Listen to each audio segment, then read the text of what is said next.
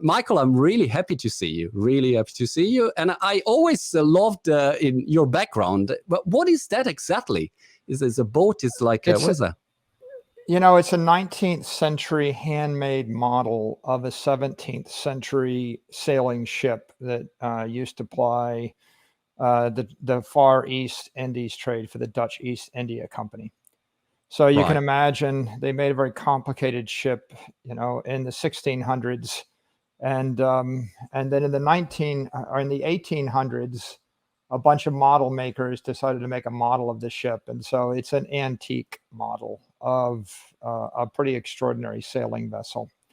Reminder of what human beings are capable of doing, when you consider all of the systems that they put into that ship in order to affect commerce. Love it, love it. And I mean, in all of your interviews, I always saw it, and I thought, wow, this is really cool. And for a second, I thought maybe it's a green screen, but no, it's real and is really cool. By the way, Michael, you did some incredible things, and of course, I want to go into Bitcoin and everything else. But I was just curious, and I went to check your biography, and I thought I would love to have a biography like that. Is incredible. And apart from MIT, I knew about it.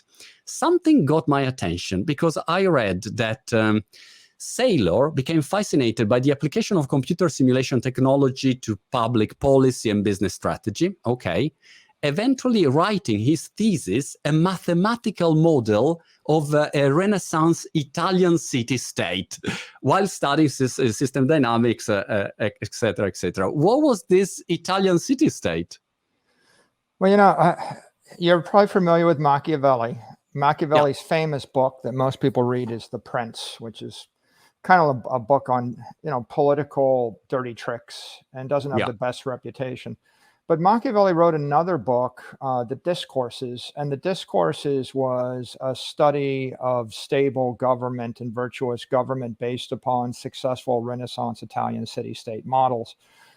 And The Discourses describes the establishment of a governance structure that includes an executive branch, a legislative branch, and a judicial branch, which happens to be the three branches of government in the United States right now. And most modern governments have a judiciary, a legislature, an executive branch. So the founding fathers of the United States copied that model from The Discourses. And when I was at MIT, I discovered the book, and it occurred to me that he was actually describing higher order feedback systems. He's describing the checks and the balances and the dynamics between all the different aspects of government, and describing how it helps the city-state make it through supply shocks, famine, wars, and other dislocations. So I created a computer simulation, an n-dimensional computer simulation, not with nonlinear math.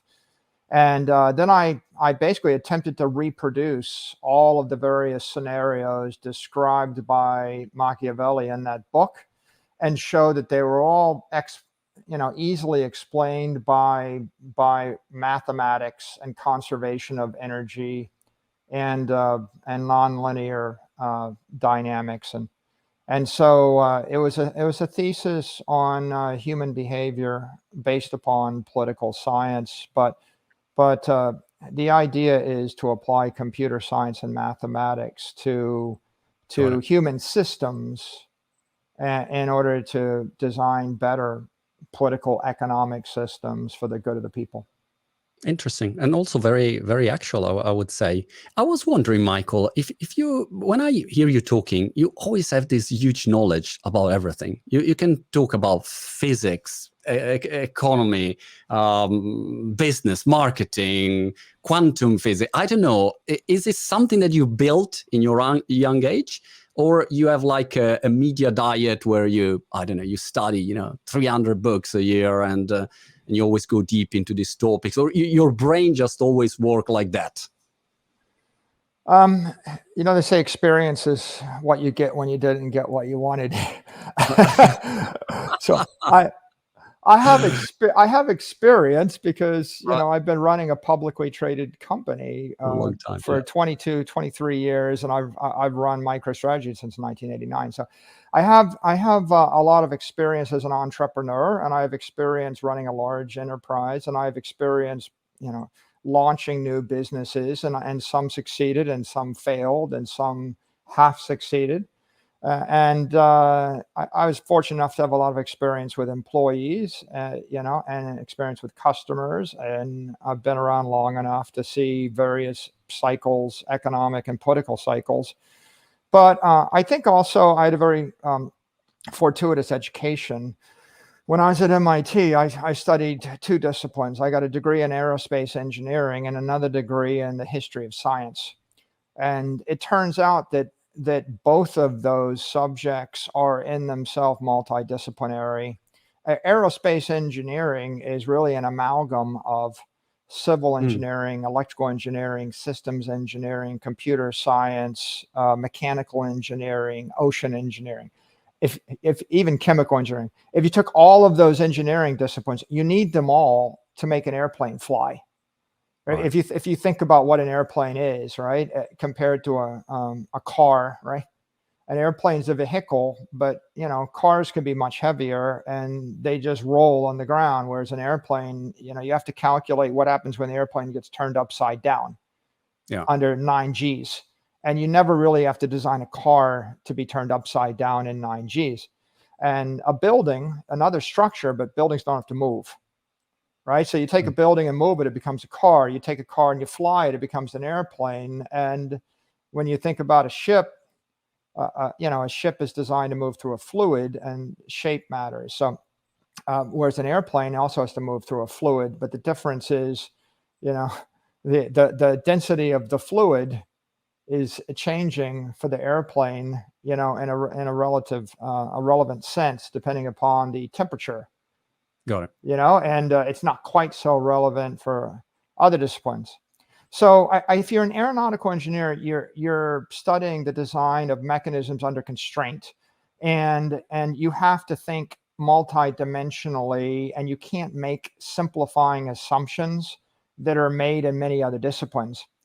And if you get one thing wrong, the plane crashes and burns. Right? Right. You can design really sloppy mechanisms in cyberspace. Like when you're building software, you know, you can design really ugly mechanisms because it's very forgiving. And if you're building a building, you would just build it with steel because steel is infinitely strong and powerful, but it's heavy. And so when you have to make it fly, you can't simplify, we'll just build it all with steel. Now you're talking about composites and you're talking about aluminum. So I think that the first half of my engineering education was think n-dimensionally across all different systems, you know, and understand cybernetics and control. I mean, control theory is really important in aviation. For example, you design an airplane and it tilts this way, the lift falls on one side, or falls on one side and increases on the other side, and it brings it back to the level so the plane flies in a stable fashion. If you design an unstable airplane where it tilts and then the lift accelerates, then the thing goes into a tailspin and you crash and burn. So this idea of building stable systems is really, really important, life or death important with aviation. And a lot of those engineering principles pop up in Bitcoin and digital property. You see them in the Bitcoin network, and it's very natural. And you would perceive them differently if you're an aviation engineer. And if you look at the history of science, well, the history of science is political economy plus history plus science plus economic, you know, various other dynamics. And it forces you to think in a broader sense. What happens when you introduce atomic weapons, or what happens when you introduce running water or antibiotics into a civilization, or X-rays, or radio, or railroads. And when you start thinking about the introduction of technology and network interactions and how they have an impact on distribution of power, then you have the basis for an understanding again of what is a monetary network like Bitcoin, right? What is a rail network, right? There's no Paris if it isn't the center of a rail network, right? What is New York, the center of a maritime network, et cetera. So studying those things always brings you back to the preeminence of technology and network theory and the design of these things under constraint. And so I kind of got to my stage in life having had a theoretical background in technology and physics and engineering, and then having social sciences background and the impact of engineering on civilization and human condition. And then I got 35 years to watch that happen in the real world running a company. And then along comes Bitcoin. And so it's kind of like, the right thing at the right time. And if you have an understanding of a little bit of everything, then you appreciate Bitcoin, because Bitcoin is really engineered with a little bit of everything in it. That's explained a lot, Michael, because I remember first time I saw an interview of yours, I thought, wow, like, oh my God, how can he open so many different angles and perspectives? And until that moment, I was looking at Bitcoin just, with one lens, that's it, But the way you have to describe the words you use, the analogies, the knowledge that is multidimensional, I think helps to it resonates with so many more people, because maybe if I listen to a Bitcoin extremist, I say, all right, cool, but I'm 50 years old. I don't understand where you're going. But if I listen to the, your business point of view or the property, why is the digital property? So that's a different thing. You mentioned atomic, and of course now there is this Ukraine and Russia situation. What's your take on that, and what will be the impact on Bitcoin from this Ukraine war? Do you see a different perception now about Bitcoin when you talk with companies and institutions? I think that wars catalyze the adoption of new technology. And that's the history. What you learn in the history of science is that new technologies are oftentimes presented and then they're rejected by the establishment until there's a war. And when there's a war, all of a sudden we decide that we want to adopt new technology because we're more afraid of losing the war than we are afraid of the new technology. Yep. So, we've got a pandemic, a war on COVID, that accelerated all sorts of new technologies, including Bitcoin. I think the Ukrainian war has accelerated it some more, and a couple of different ways. First of all, you've got hundreds of millions of people in Eastern Europe who have their currencies collapsing. The Russian currencies collapsed, but the Hungarian currency is weakening. The Ukrainian currency is weakening. The Polish currency is weakening. The Turkish currency is weakening. Every currency in that region is weakening, and some are completely collapsing. So people that earn money, the working class earns money in the currency or save money in the currency, are becoming insecure with their currency. The currency doesn't work anymore. The second is the banking systems are collapsing. If you wake up and you find out that there's a half-mile long line outside of an ATM for you to withdraw $33 in cash, then you realize the banks aren't serving you, the cash is not serving you, and you need a new form of currency or a new medium of exchange if you're going to get on with your life. And so people, and that's happening in the Ukraine, but that also happened in Russia, right? Where they shut down the stock market, they shut down and the currency markets, etc. When the borders get closed, when the banks fail, when the stock markets fail, in the extreme situations like you see in Lebanon, where the banks literally freeze your assets, close, and then they devalue your assets by a factor of 10, then what you have is you have 400 million people directly affected where they can't trust their government, they can't trust their bank, they can't trust their currency. 400 million directly affected. What you have is 4 billion people watching, indirectly affected in two ways. First of all, everybody else in the world is suffering from inflation that's already rampant. We were Yeah. already inflating the currency supply by about 15% a year or more before this. And then the response of Europe and the US to the war exacerbated the inflation, right? We drove up the price of energy. We're driving up the price of just about everything. We're impairing the supply chains. So you've got everybody in the Western world probably staring at 20% monetary inflation right now. They're losing 1 to 2% of the value in the euro and the dollar every month. Okay, that's also happening in China. So anybody in the world right now is getting a double dose of inflation because of this war. They're also watching, and at every level, people are realizing that currency derivatives and traditional conventional property is no longer secure. The Russians had hundreds of billions of dollars of gold and sovereign debt seized, but the Chinese have $3 trillion worth of that stuff. Wow. So if you're Chinese and you're thinking, what happens if the United States just seizes $3 trillion of my money? That makes you a bit insecure. And of course, that rubs off on the Indians, the Pakistanis, right? Everybody in the world is now insecure about their sovereign reserves at the corporate level. Every company is insecure about their treasury, and every individual becomes insecure because what you have is a precedent where a politician can, in Canada, we have a politician that seizes the money of the citizens of Canada without due process, right? Without a law. And then you have the plight of the Russian oligarchs, not very sympathetic, but a politician can seize the property of a citizen of another country without a war, without a law. And so who's going to be confident in their property rights?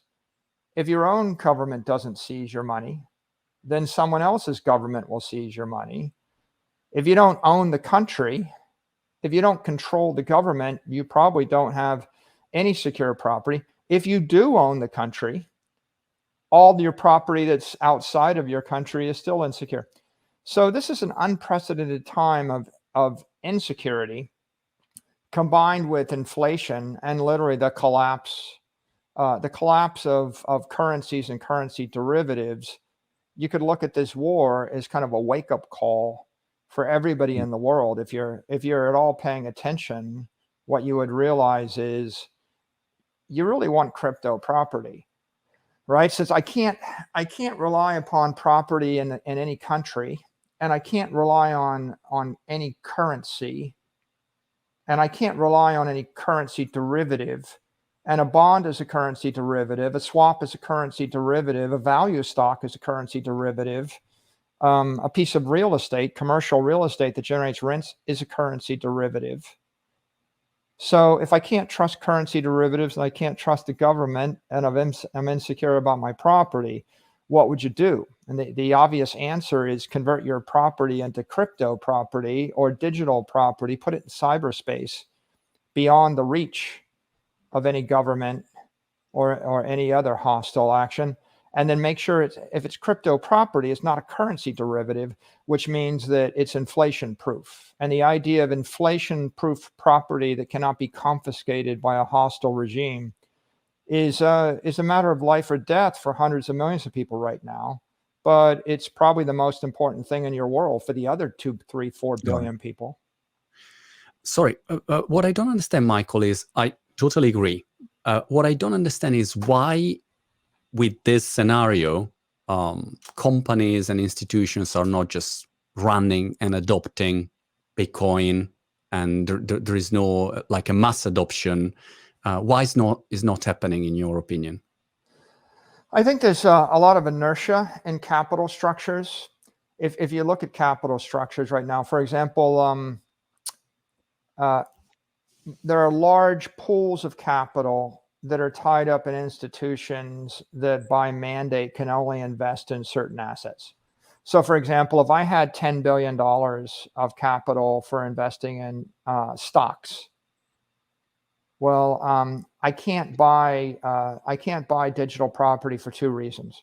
One reason is my mandate from my limited partners keeps me from owning property. I have to own securities. And the second would be that I don't have a relationship with a digital property exchange, a crypto exchange that can actually buy it for me.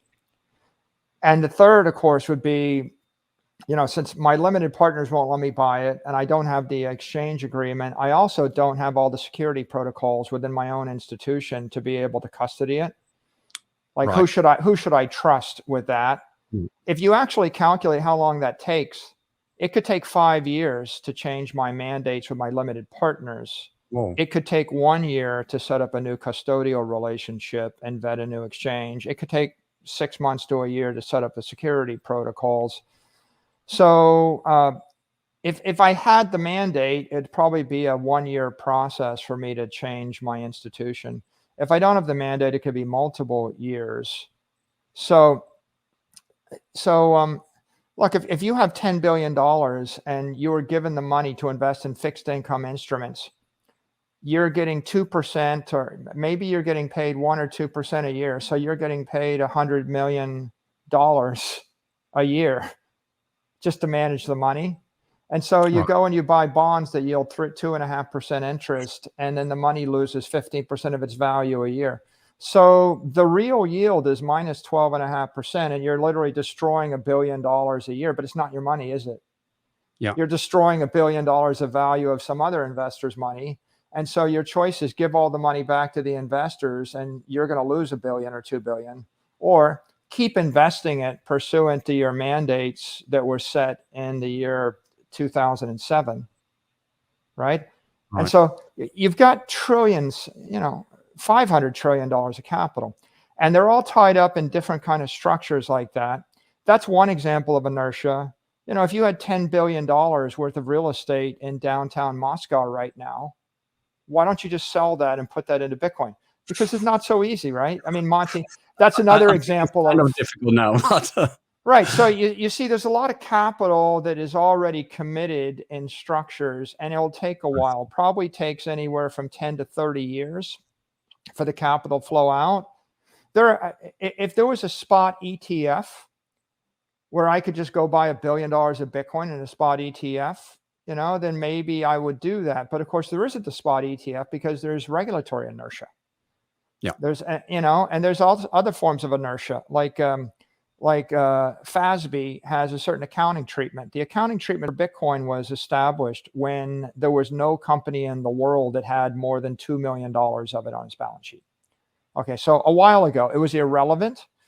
And today, of course, there are tens of billions of dollars of Bitcoin on balance sheets of publicly traded vehicles. But the accounting is still indefinite and intangible. Indefinite and intangible accounting means that if I buy $1 billion of Bitcoin and it trades down by 50%, and then it trades up by 1,000%, the fair value of it is $10 billion, but I would be showing it on my GAAP accounting statement as $500 million. And I would never write it up again. Okay, so if you're a publicly traded company and you have a successful business selling streaming video, and you have $10 billion of capital, and you go buy the Bitcoin and you make $100 billion for your investors, it'll look like you lost $5 billion for your investors. And then you have to explain that, and that's very hard to explain. And if you're a conservative CFO, you would think, do I really want to go through the headache of explaining this to my investors? And maybe I'll get fired by some random investor for making money because they thought I lost money because I've got an antiquated accounting rule. So, if you're wondering, why doesn't everyone just act rationally?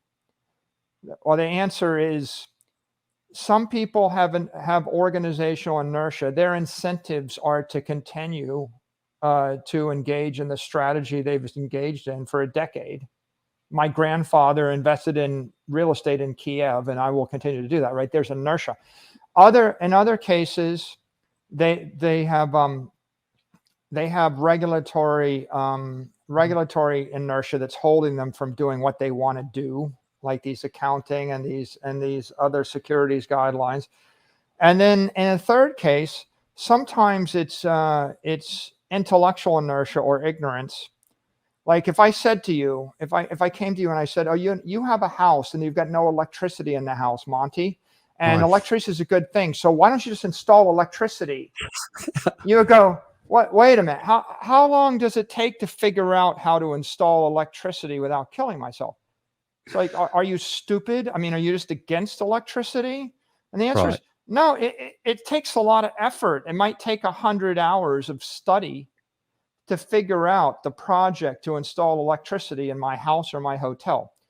So Bitcoin is like that. It's digital energy. And some people haven't adopted it because they don't have 1,000 hours or 100 hours to study it. And some people haven't adopted it because the regulatory guidelines are hostile to their business Right. adopting it. And some people haven't adopted it because they're getting paid billions a year to do the opposite. And it's it's like you're paying me to trade fixed income sovereign debt. So why?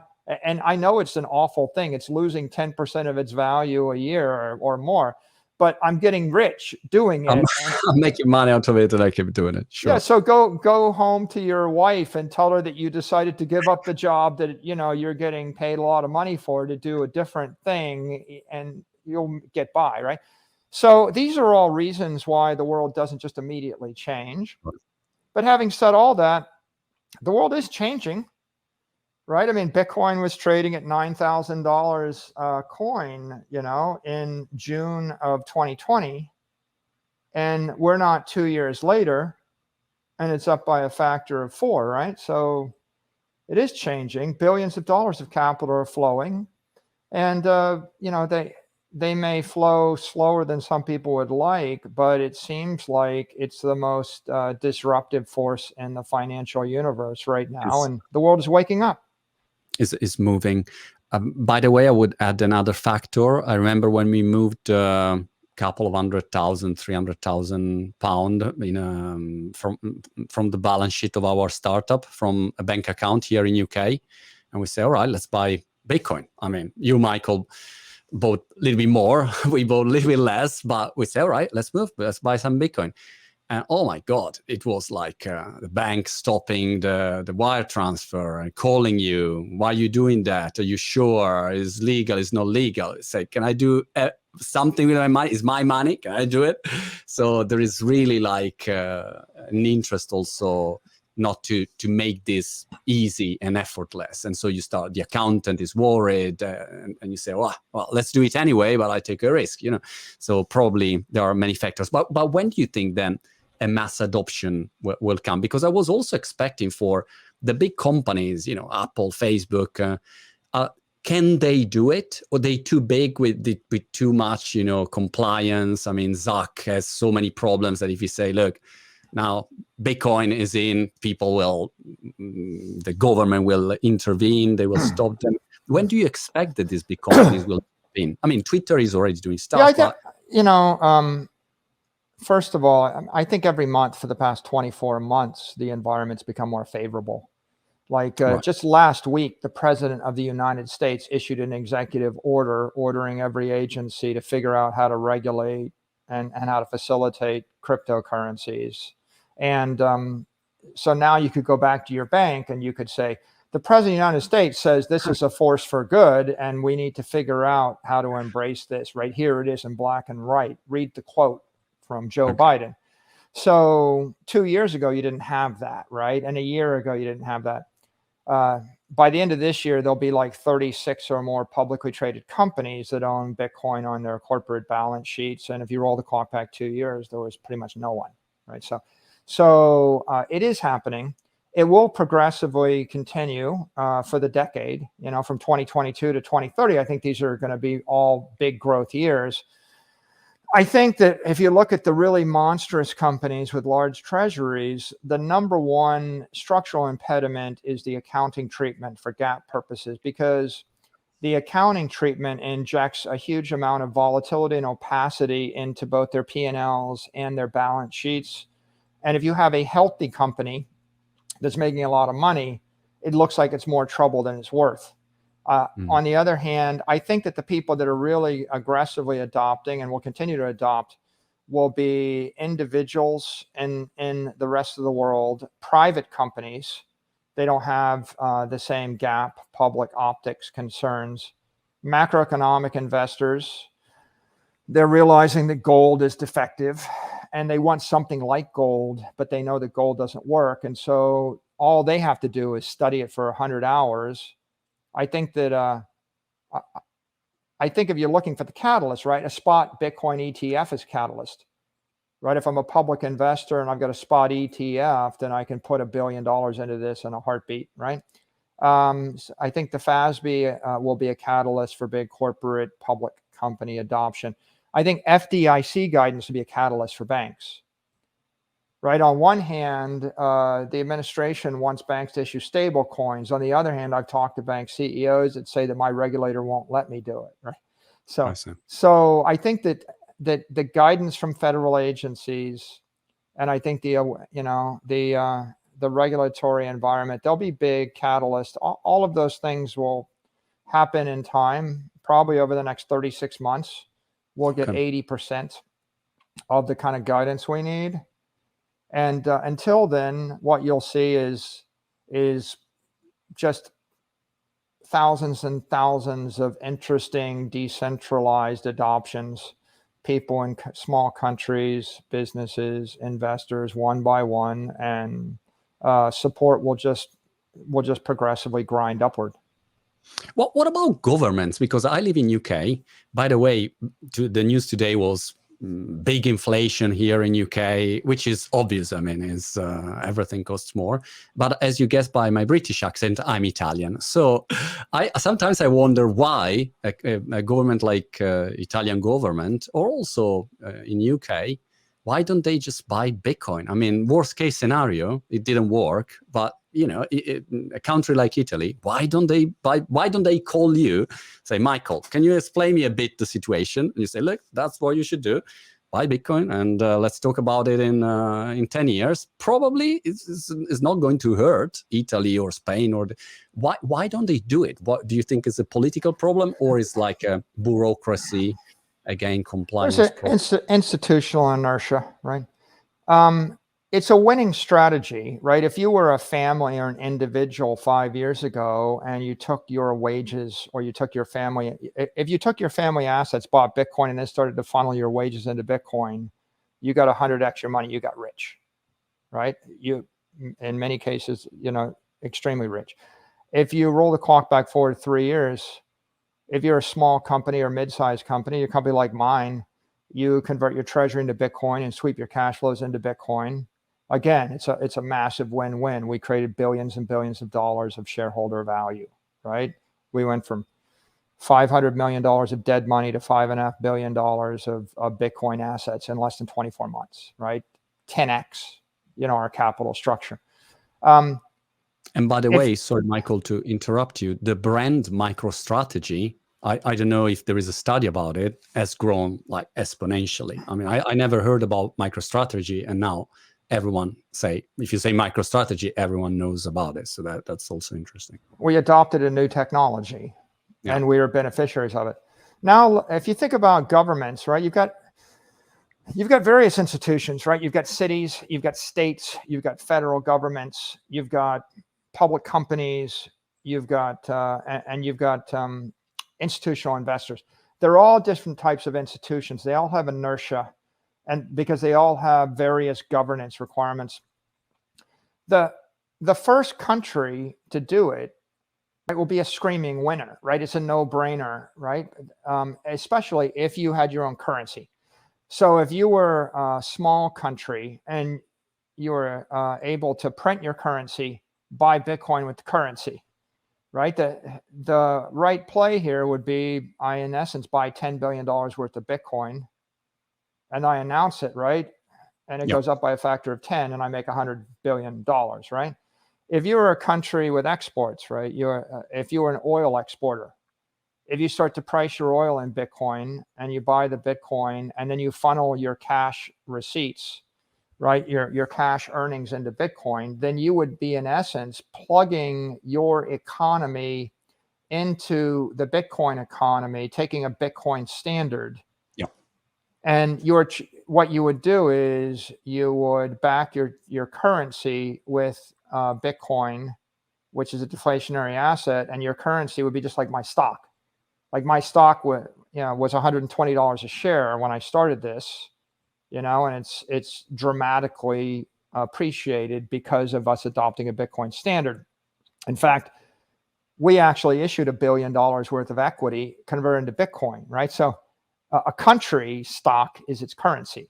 So a country could easily issue $1 billion of its currency and buy Bitcoin. So why haven't they done it? Well, why did we do it? We did it because our view was the situation was hopeless if we didn't do it. So find me a mid-size or a small country that thinks their situation is hopeless, that's got a leader that has the power to do something, then you'll actually get your first serious Bitcoin adopter. The challenge with, say, El Salvador is they don't have their own currency. If Turkey printed lira and bought $10 billion of Bitcoin, the lira would be backed by, the Bitcoin, and that's a different situation. So that could happen in the UAE, that could happen in Saudi Arabia, it could happen in any exporting country with a currency. But the question is, governance of the country, like how many people are involved to make that decision. And it's like, and how bad do you want the money? And then how afraid are you, right? Like when we first bought Bitcoin, there were plenty of conventional people in the media and conventional investors that thought that was somehow, a character flaw, or we should be castigated or attacked for it. And, rather than, even after we made billions for our shareholders, we never really got recognized. The only view was, you risk the shareholder money. Well, we made them billions and billions of dollars, but you should, and today the debate would be, I've been invited into business schools after, Monty, this is interesting. After we made all the billions of dollars, after the bet turned out to have worked, we go into business school and every conventional student would look at it and say, well, you shouldn't do that. I wouldn't do that. If you took a vote, the vote would be 95% against. Even after it worked, 95% of the people would still not do it, knowing that it would work, because most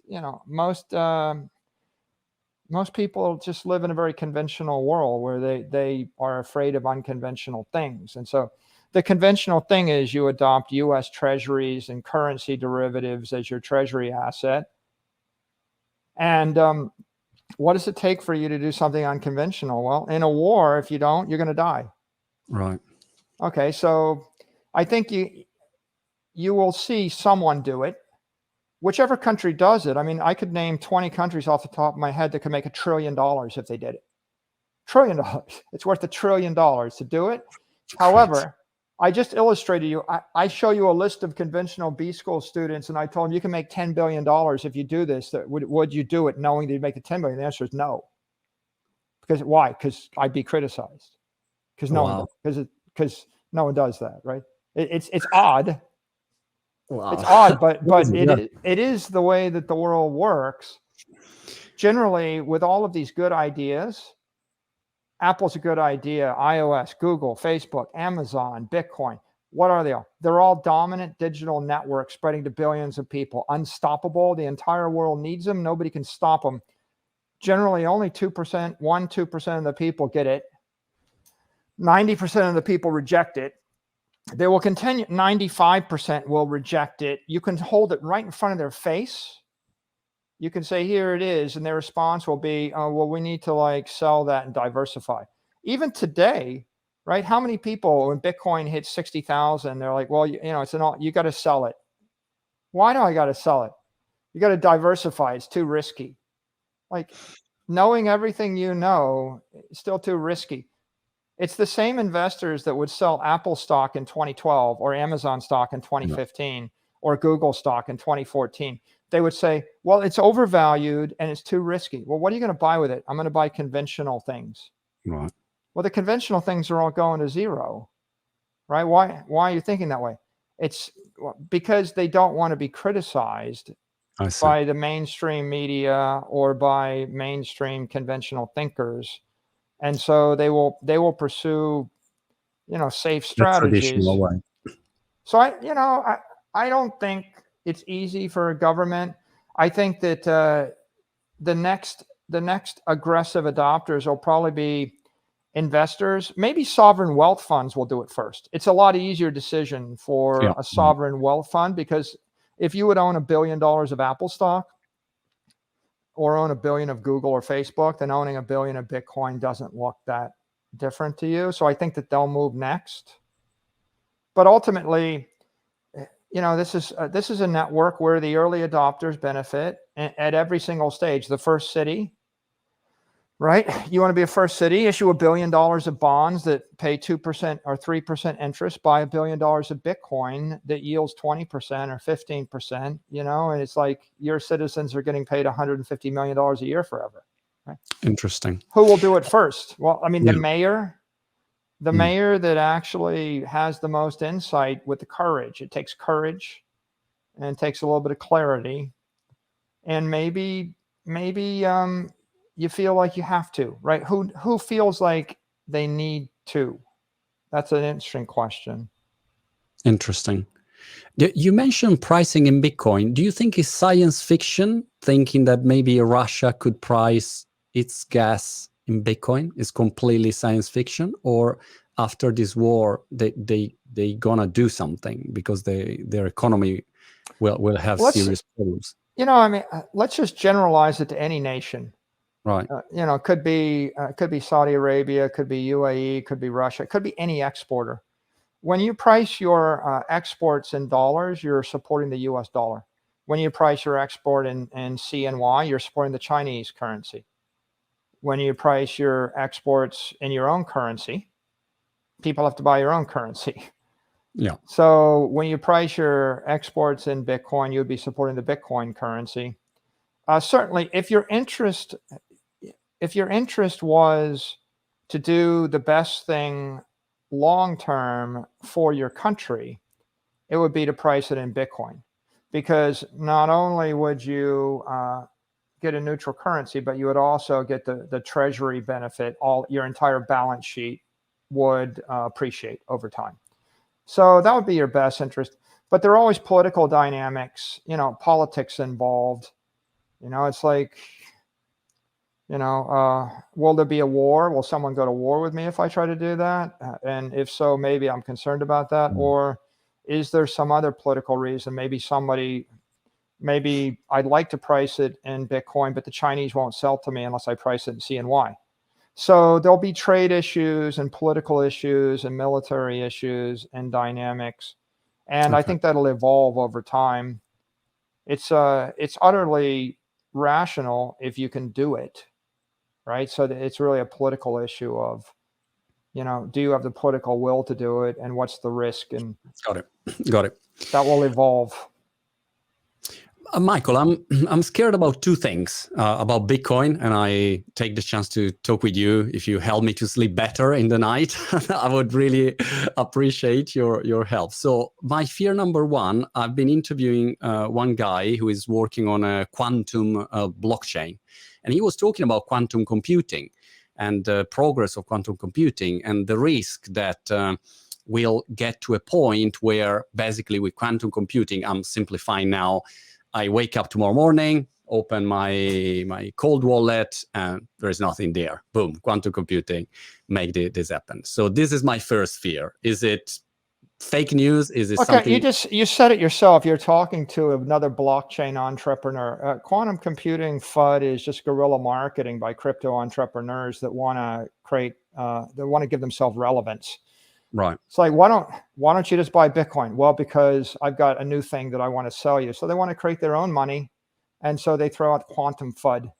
But if you thought about it for a bit, right? It's like, isn't it ironic, right? You could see the person that's actually pitching the idea to you is also pitching a solution to the idea. Right.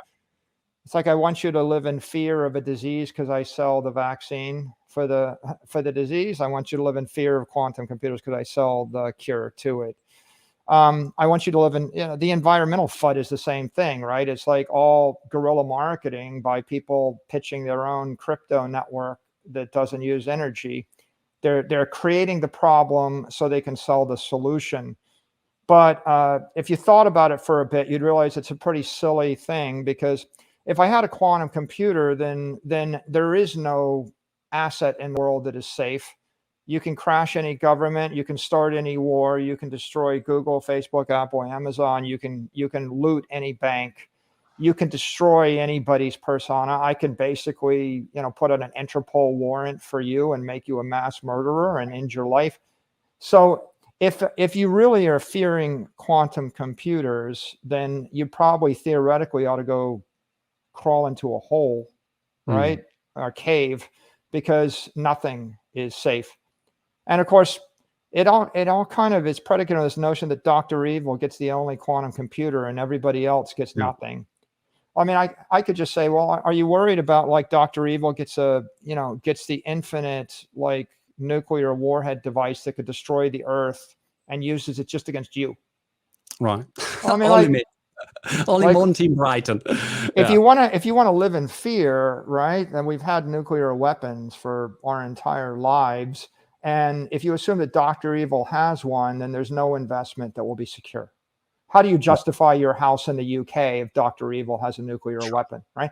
And it's silly. So when someone knocks on your door and says, look, I have the anti-nuclear weapons shield, they want to, they're just spreading fear, uncertainty. And the obvious answer is that as hardware technology improves and software technology improves, Bitcoin network will also improve. Right. Right. And as crypto algorithms get better, and as computers get better, the computers defending the network will also get better. Right. This is really, it's just guerrilla marketing, Monty. It's somebody that wants to raise money, that they want you to give them $100 million so they can work on their quantum resistant crypto network. And you're saying, well, why should I invest in this? Well, because quantum computing threatens Bitcoin. Got it. Right. And also imagine there is a transition period. It's not something that tomorrow morning quantum computing is here and will be a distribution of quantum computing, like say cloud, as you said, is not only Spectre from James Bond using, quantum computing also on the other side. So it will be a balance there. The other thing that I was thinking about the other day, a friend of mine had this chat. He was really anti-Bitcoin.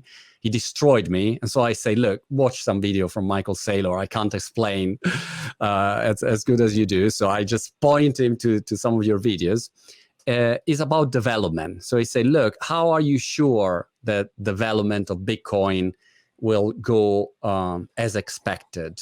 Why, again, Dr. Evil kidnapped 10 top Bitcoin developers and say, look, change is not 21 million anymore, is 35 million or whatever it does. Okay. So I was wondering, you are much more inside and you talk with everyone. How is the Bitcoin development managed today and protected in a way that will be supported for the next 100 years? And there is no, of course, there is risk about everything, but there is no a major risk of rewriting the code completely or some major change. I mean, this is it's more FUD, right?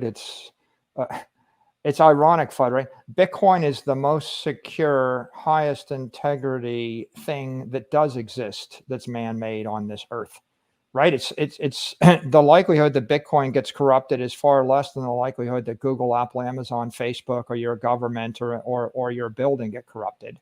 And the likelihood that it gets corrupted is less than every other crypto asset. And the way you know that is because all of the centralized software programs are controlled by development teams, right? And of all the crypto assets, the most decentralized is Bitcoin, which means the development is decentralized and the deployment is decentralized. So this, how do you know it's got integrity? Well, you've got 13 years of history and 20,000 other crypto things have been launched and they've all failed against it, right? They were all less secure than it, right? So why don't I worry about it? Well, if you look at the history, you've got the example of everyone that ever tried to change it. Yeah, if you read the block size wars, you'll read the story of what happened when every large miner and every large exchange and large holders wanted to corrupt it. They failed. And they failed because the developers don't control the protocol. You know, if 10 developers get together and write some new code, that doesn't mean that the users are going to run it.